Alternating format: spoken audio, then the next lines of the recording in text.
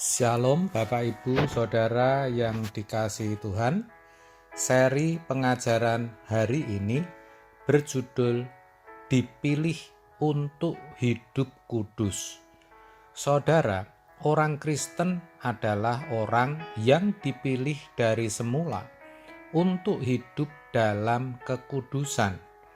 Firman Tuhan sendiri yang mengatakan dalam Efesus 1 ayat 4, sebab di dalam Dia Allah telah memilih kita sebelum dunia dijadikan, supaya kita kudus dan tak bercacat di hadapannya. Kudus artinya memiliki hidup tidak bercacat di hadapannya. Itu sama artinya dengan menjadi manusia baru. Sayang sekali, kebanyakan orang Kristen tidak menyadari adanya tanggung jawab ini. Yang disadari hanya ketika menjadi orang Kristen, hidupnya akan diberkati dan beroleh selamat dalam arti masuk surga. Akibatnya, kekudusan atau kesucian hidup menjadi sesuatu yang jarang dibicarakan, apalagi diperagakan dalam kehidupan, karena dianggap sebagai suatu keadaan yang tidak bisa dicapai oleh manusia, dan hanya Tuhan saja yang bisa. Sebenarnya, kondisi yang demikian ini adalah memprihatinkan saudara. Tetapi apa mau dikata? Kenyataan yang ada memang seperti itu. Dan itu sebenarnya merupakan korban pengajaran atau doktrin yang tidak tepat, yang sudah diwariskan dari generasi ke generasi. Sehingga untuk mengubah mindset atau pola pikir orang Kristen agar memahami kebenaran dengan benar, itu sangat sulit. Saudara, biasanya kebanyakan orang selalu berpikir atau mengkaitkan kekudusan itu dengan yang namanya kesempurnaan.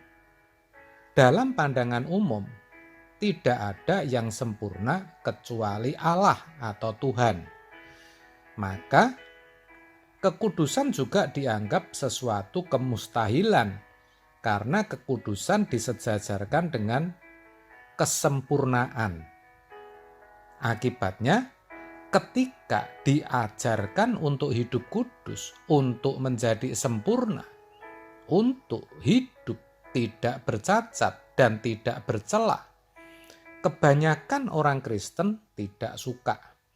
Bahkan sudah memiliki mental block atau pikiran yang menolak sebelum mendengar. Sehingga ketika ada khotbah-khotbah yang berbicara tentang kesucian hidup, tidak lagi mau mendengarkan. Kalaupun mendengarkan, hatinya sebenarnya menolak.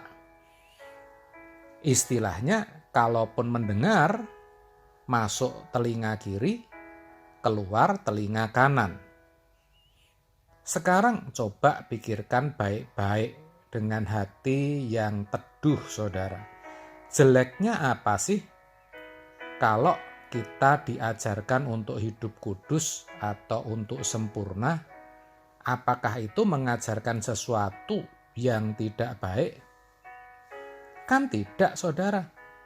Lagi pula, sangat jelas dikatakan bahwa kita dipilih bahkan sebelum dunia dijadikan, supaya kita kudus dan tak bercacat di hadapannya. Kurang jelas apa? Apa ayatnya itu salah? Atau pernyataan Allah yang salah? Tidak, bukan? Kalau perintah Allah yang salah, mana mungkin diulang di banyak ayat. Sebut saja dalam 1 Petrus 1 ayat 16. dikatakan, kuduslah kamu sebab aku kudus. Dalam 2 Korintus 6 ayat 17-18. Sebab itu, keluarlah kamu dari antara mereka dan pisahkanlah dirimu dari mereka, firman Tuhan, dan janganlah menjamah apa yang najis, maka aku akan menerima kamu, dan aku akan menjadi bapamu, dan kamu akan menjadi anak-anakku laki-laki dan anak-anakku perempuan. Demikianlah firman Tuhan yang Maha Kuasa.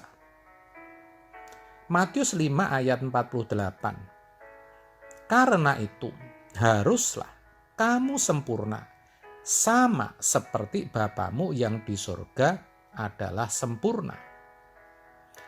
Ibrani 12 ayat 14. Berusahalah hidup damai dengan semua orang dan kejarlah kekudusan, sebab tanpa kekudusan tidak seorang pun akan melihat Tuhan. Dan masih ada banyak ayat yang lain. Saudara, kalau sampai ada banyak ayat tentang kekudusan, itu berarti ayat itu tidak salah.